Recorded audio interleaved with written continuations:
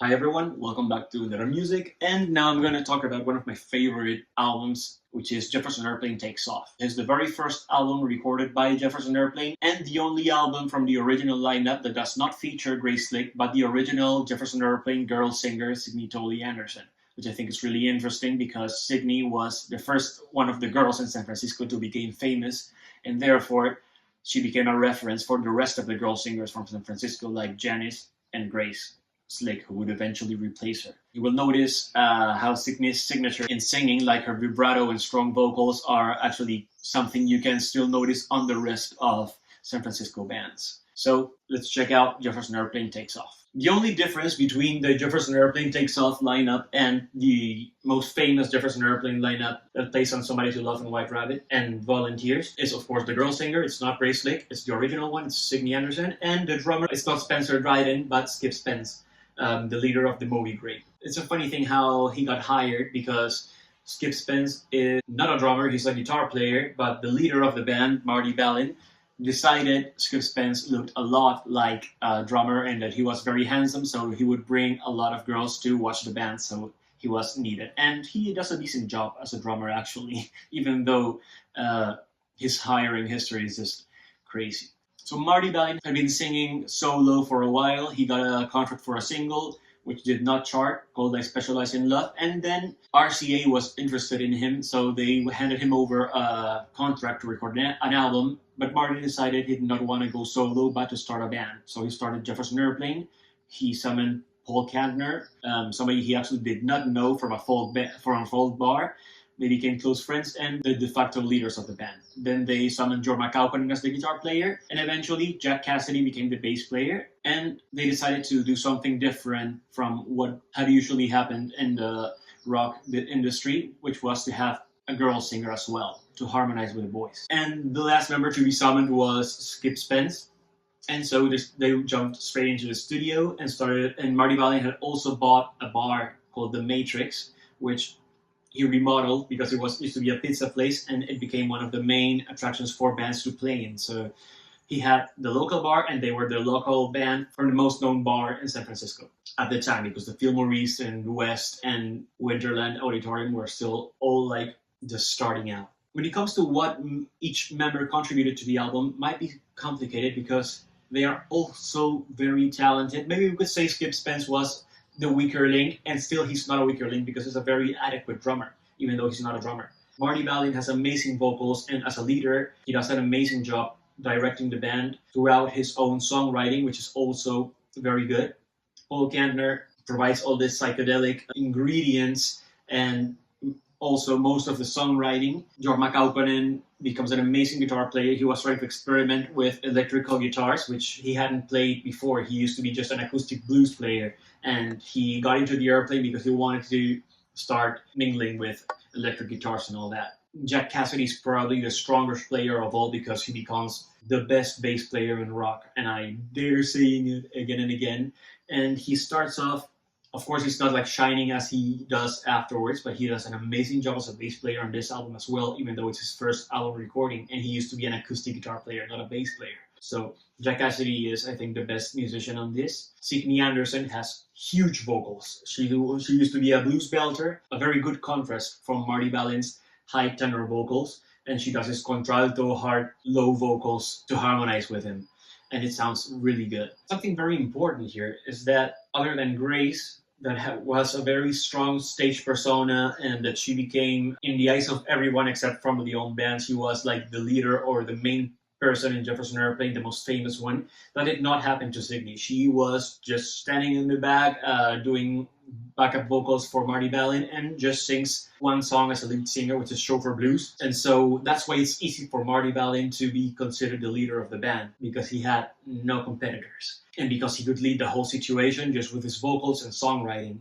And he was not met with a strong personality like Grace, but actually a team player like Signe. So I think that's also a very good thing to take into account when you listen to this album. It's mostly going to be an Marty Balin-led band, and Signe Anderson is going to be just the backup singer. So when it comes to the song selection, the album opens with Blues from an Airplane, which is the first track you're going to listen to from the Jefferson Airplane So that's why it's relevant. It's like dark bluesy, and it's written by Marty and Skip Spence. Then comes a song written by Paul Kantner called "Let Me In," which is had to be modified because the lyrics were really directly referencing a girl that does not let him inside of her personal parts.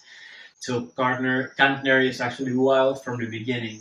Then comes a very cool song called "Bringing Me Down" with harmonies and rock and up tempo. And then comes the single, the main single from the album called "It's No Secret," written by Marty, which was released and was successful and put the band in the middle of the San Francisco move. So that would actually be like the best song on the album because it was selected as a single and it was successful. And the closer from the A side of the album is Tobacco Road, which is a cover, but it's an amazing song. I think it's performed really good. The B side opens up with a slow Kantner belling song called Come Up the Years, which does not feature Signe. That's why I don't really listen to it that often, because I'm sort of in love with her.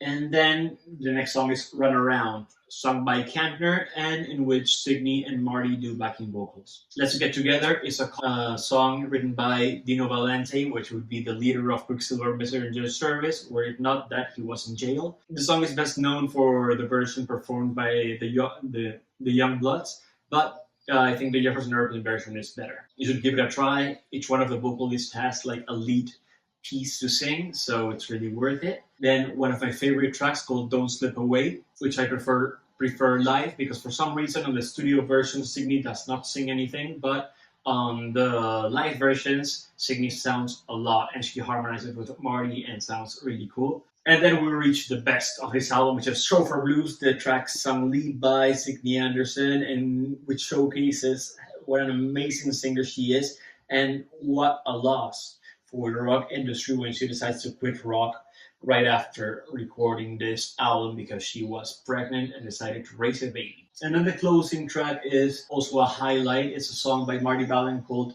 "And I Like It," which had to be reduced because it was extremely long, and I actually prefer the long version that's included in the bonus track, which is what we're going to talk about now.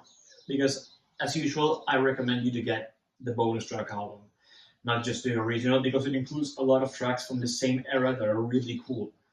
Like "Running Around This World," that had to be removed from the album because it contained explicit lyrics, if I remember it well. Then "High Flying Bird," which is a cover from a Judy Henske song that sticks to the Jefferson Airplane even through the Signe era to the Grace-Slick era, where she performs it live on the Monterey Pop Festival and does, I think, the best job singing it.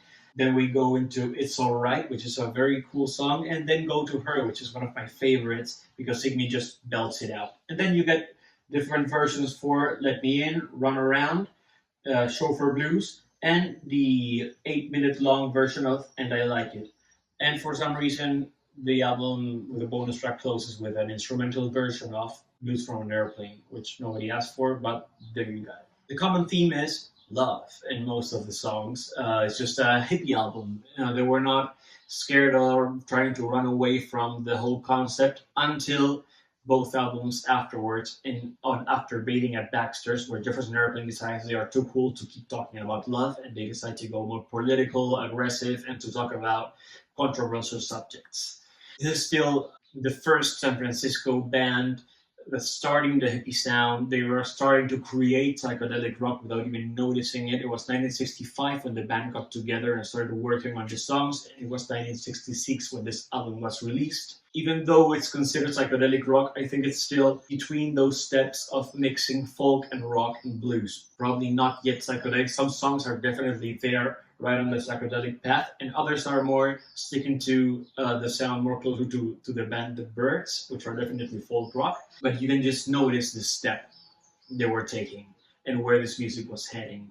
Even though it was a new sound, an unknown band that had only following in San Francisco, it did chart in the 128th position, so it was really good for the band. And this album made the Jefferson Airplane the most important band in the San Francisco movement because they were the first ones to have a recording contract and the first ones to have a charting album. So they became really, really famous. And most of the San Francisco bands and the hippie bands from the 60s were looking up to the Jefferson Airplane and tried to do what they were doing even if it was including a girl singer, or start mixing folk, rock, and blues into what would eventually become psychedelic rock, which of course, together with the influence from the Beatles that were just going to release Sgt. Pepper's 2 years afterwards, they would definitely establish the psychedelic rock, but you must tell it started here. In my opinion, as I stated, this is probably one of my favorite Jefferson Airplane albums because it's one of the few times we get to listen to Signe Anderson, which I consider the worst loss in rock history. Even though Grace Slick is amazing, I think Signe Anderson was the one who put the first stone on what women were going to do on the whole rock and roll scene. And Signe is an amazing singer and has a lot of talent, and I would have loved to see where the band would have gone had she not quit. There's also this new release called Signe's Farewell that you can find on most music platforms. That's Signe's last concert with the Jefferson Airplane live, and where she's just shining. And you can tell the Airplane is one of the few bands that has this privilege of losing a lead singer and hiring somebody that's just the perfect replacement. Because most of the time when you lose that talent, you just break up the band. There are only a few bands that have survived after losing their girl singer, and Jefferson Airplane is one of those. I think you should definitely give it a try. I know Grace Slick is what the whole Jefferson Airplane fuss is all about, but this album is definitely worth it. Signe Anderson is worth it, and if you can give the Signe's Farewell thing a try, definitely check it out. You're bringing me down.